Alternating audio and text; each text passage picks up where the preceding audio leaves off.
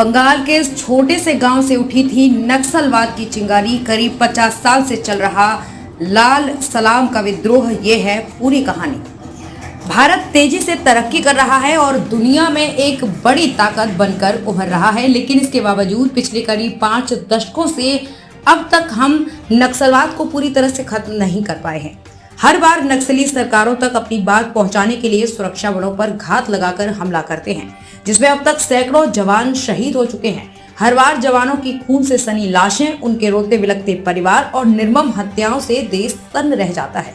ऐसी घटनाओं के बाद सरकारें नक्सलवाद को खत्म करने का दम भरती है, लेकिन नतीजा फिर वही होता है।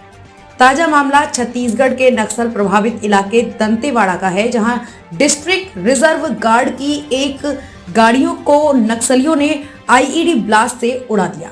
इस घातक हमले में ड्राइवर समेत 10 जवानों की मौत हो गई। आज हम आपको नक्सलवाद का पूरा इतिहास और इसके खूनी संघर्ष के बारे में बताएंगे। कहां से शुरू हुआ नक्सलवाद?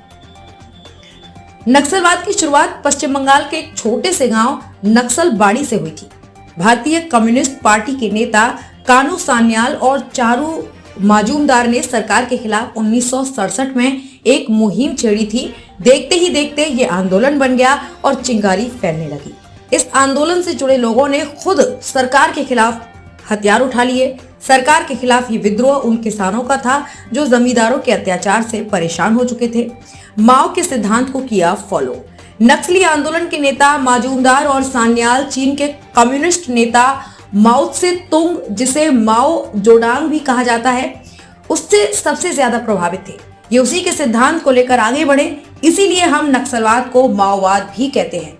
इसका सिद्धांत था कि सरकार के खिलाफ सीधी लड़ाई संभव नहीं है, इसलिए मनोवैज्ञानिक तौर पर इसे लड़ा जाना चाहिए। इससे सरकार नहीं बल्कि उसकी इच्छा शक्ति पर आक्रमण की बात कही गई।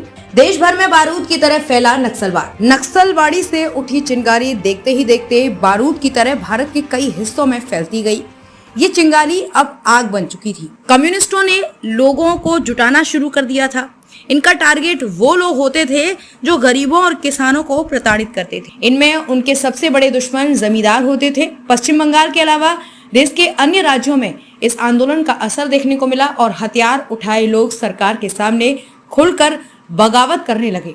सरकार के समानांतर इनकी अपनी सरकार चलने लगी।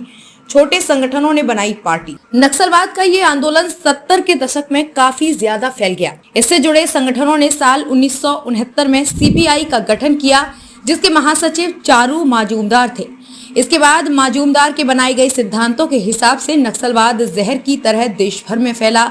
कुछ सालों बाद मांग उठने लगी कि कम्युनिस्टों की एक पार्टी होनी चाहिए जो गरीबों और सताए गए लोगों की बात रखे। इसके बाद साल 2004 में पीपल्स वार और एमसीसीआई के एक साथ मिलकर कम्युनिस्ट पार्टी माओवादी का गठन कर दिया।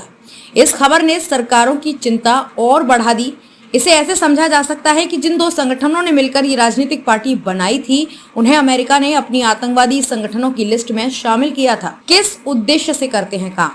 जैसे कोई भी नेता जनता को अपने तीखे और जोरदार भाषण से इन्फ्लुएंस करता है, ठीक उसी तरह से नक्सलवाद भी चलता रहा है। नक्सलवाद को लेकर बनाए गए नियम, कायदे, कानून लोगों के कानों को काफी अच्छे लगते हैं, खासतौर पर उन लोगों को जिन्हें सरकार की तरफ से कुछ भी नहीं मिला है। इस खूनी संघर्ष से ज्यादातर वही लोग जुड़े हुए हैं जो अपने हक की लड़ाई को हथियार के बल पर लड़ने की सोच रखते हैं। नक्सलवाद को चलाने वाले कई नेता और कमांडर होते हैं, यानी ये किसी सैन्य टुकड़ी की तरह काम करते हैं। कमांडर अपने नक्सलियों में जोश भरने के लिए ऐसे भाषण देते हैं जिससे उनका खून गर्म हो जाए और सत्ता के खिलाफ नफरत इस कदर हावी हो जाए कि वो किसी भी काम को अंजाम दे सके।